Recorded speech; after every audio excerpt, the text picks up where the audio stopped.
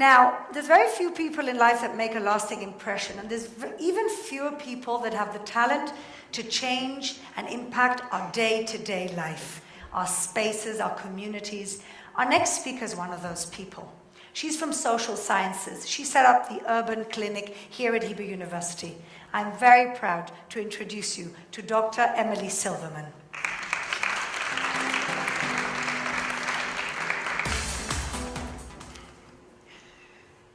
So, 2011, this image, between the Arab Spring and Occupy Wall Street, Israel too was on fire.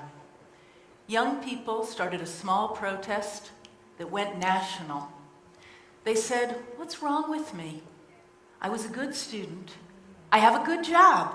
I make a decent salary, and I can't afford my rent. Is it me? It's you too? It's you too?" They set up tents, and on their tents they said affordable housing, and as their protests grew, they called for social justice, and there were hundreds of thousands of them. Now, I am an urban planner, and I specialize in housing policy. And I've been talking affordable housing for years, and nobody knows what I mean, and suddenly there's these tent camps that say affordable housing, and I say to them, "What do you mean?" And they say, "Tell us. How does the government make affordable housing?" And I say, "Well, like this, and like this, and like this." And it starts with one-on-one tutorials, and then it's midnight teach-ins.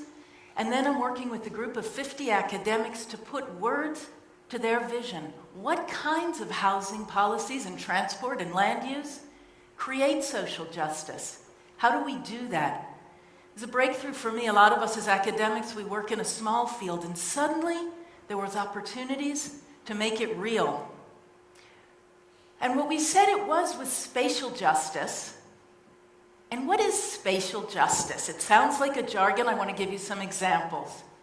This aerial tram that you see here is a great example of spatial justice. This is not a gondola. This is not skiing. This is not tourism. This is public transport.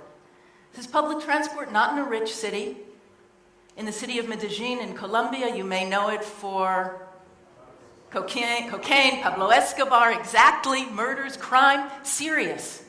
Coming from these areas, coming from these kinds of very, very poor areas, how do I work in the city if I can't get to the city? That's where the jobs are. The cable car, it takes people 7 minutes to get to a job. Crime goes down, employment goes up. The money that would have gone into jails is channeled into the transport, and that's not all.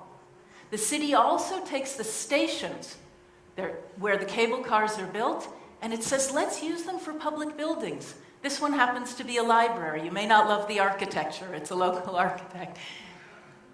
Some of them, there's an opera, there's a gym, and the people from the center of the city, the middle class people, for the first time in their lives, they're coming up to these neighborhoods. And the people in these favelas are going down, and they're meeting each other, and they're connecting. And Medellin today is rebranded itself. There's still some crime. There's still some murders.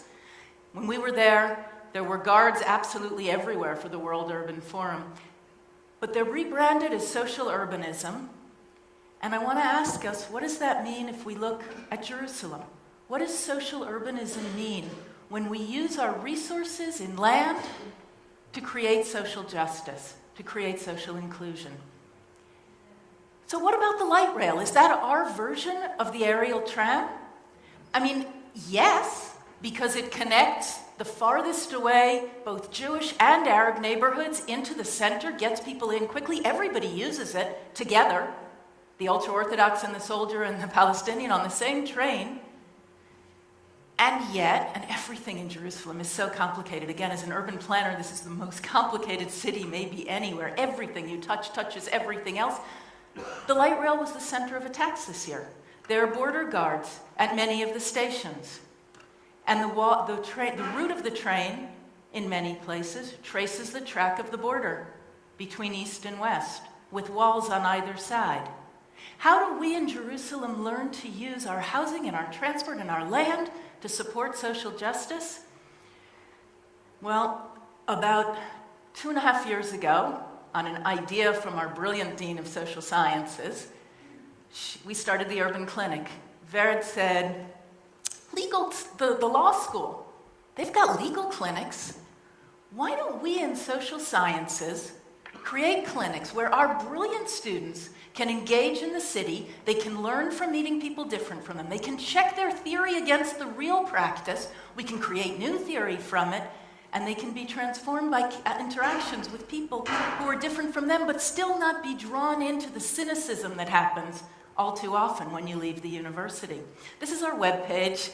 We call ourselves knowledge brokers. We create and broker knowledge, good international practice, good local practice, checking it against theory, creating new theory from it.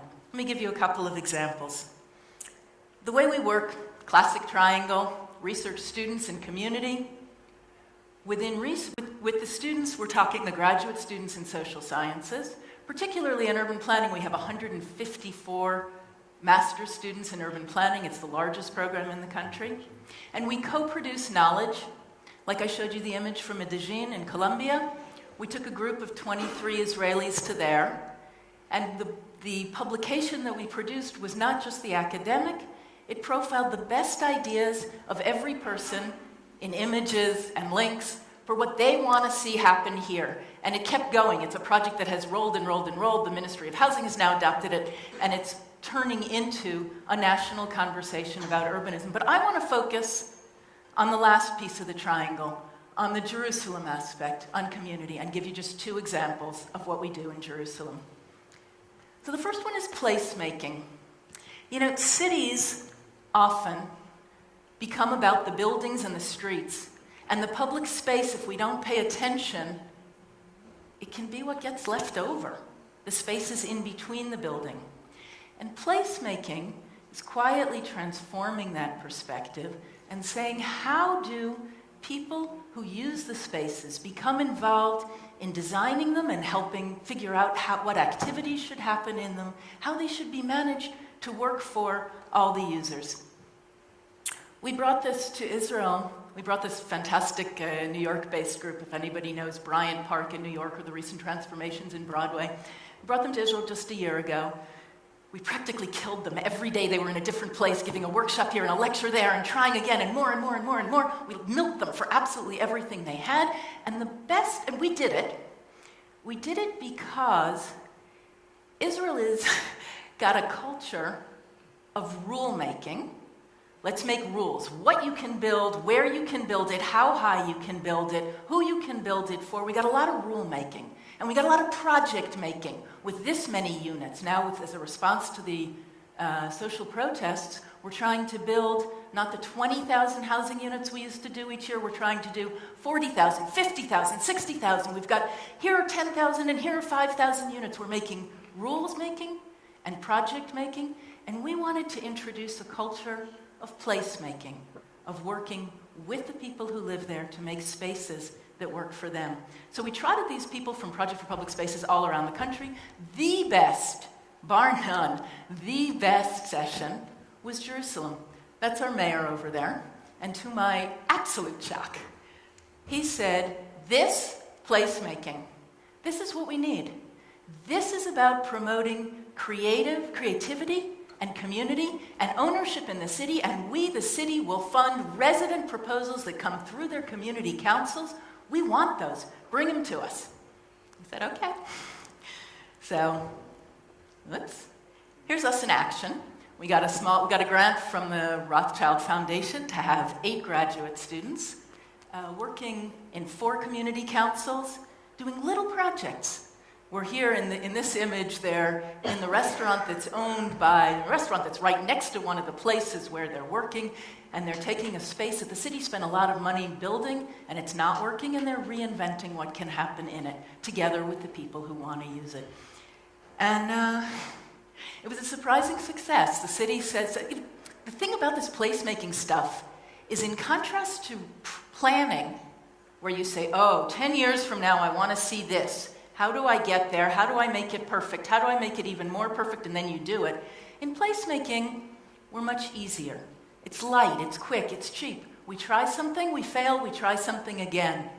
And that works. That builds a spirit of resilience and ownership and experimentation. We take the risk. These guys did it, the city saw it, they loved it, we've just signed with a contract to scale it up 10 times as much for the coming year.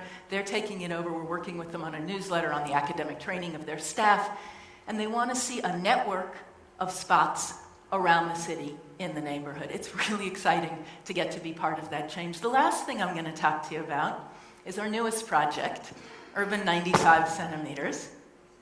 What does the city look like from the vantage point of a 3-foot-tall person, of a 3-year-old? You know, we know that the ages from 0 to 3 are critical. The brain scientists from here tell us that the neuron connections that develop at that period, that's what is more important to their life outcomes of a child than ever so much else. That's the period when it happens. We know part of what influences that. We know parenting is important, and we know a lot about parenting. And we know that early childhood education is important, and that $1 invested in early childhood education brings a return of $7 down the line in disadvantaged populations. But we also know that place matters, that the city matters, what I see when I go outside, what noise, where I can play, what the sidewalk looks like, whether my parents can get me onto a bus. And we know surprisingly little about that. So the Hebrew University was asked by a global foundation on this topic to become part of a knowledge network with universities in India, Brazil, Colombia, Holland, taking us all to Harvard next year, to be part of investigating how do we make cities work for young children. And they chose us for 3 reasons, 2 of which are on this page. One is that relative to the OECD average, we have an enormous share of our population between the ages of 0 and 3. Out the roof. And the second is we have lots of little kids, and we have an incredible amount of income inequality and poverty among those kids. How do we make our cities work well for these little kids, especially those who were growing up in poverty? I said 3 reasons. Third reason is because at Hebrew University, the Urban Clinic can work together with the best minds that are here, whether it's in brain science or the early childhood, the Schwartz Center for Early Childhood Education, or the public health people. We can work across the departments to try to figure out how do we make our cities work well for these young children. And I want to close with an image and a question. This is from Jerusalem. It's from one of my favorite spots, lots of people's favorite spots. You know, Jerusalem doesn't, I say this, how many of you think that on the world rankings of livable cities, and they come out every year, and there's a lot of critique of them, but they come out every year, on the world rankings of livable cities, raise your hand if you think Jerusalem makes the top 100. Raise your hand, oh, you think. Raise your hand if you think Tel Aviv makes the top 100. Yeah, you're right. Tel Aviv is in that ranking, and it goes up and it goes up, and Jerusalem is not. It's not in the ranking of livable cities. It's a hard city to live in. I think most people who've lived here know that. But it has something else. And I don't mean just the history and the future. Jerusalem inspires passion. The spot we're looking at in this image, this was supposed to be a road, and the local activists got together, and they got the academia involved with them, and they got the city to listen to them. They took an example from the High Line in New York. If you haven't been on the Jerusalem version of the High Line, it's called the Rail Park. Go, take one thing from this lecture, go for a walk on the High Line. It's a lovable spot. And that's what our role is at the Urban Clinic, is to harness that passion with the community planning, with the knowledge and tools that we can bring from here and from abroad to make our city more livable, more lovable, and more just. It is a great thing for that Jerusalem has Hebrew University, and I feel incredibly lucky to be part of Hebrew University in Jerusalem. Thank you.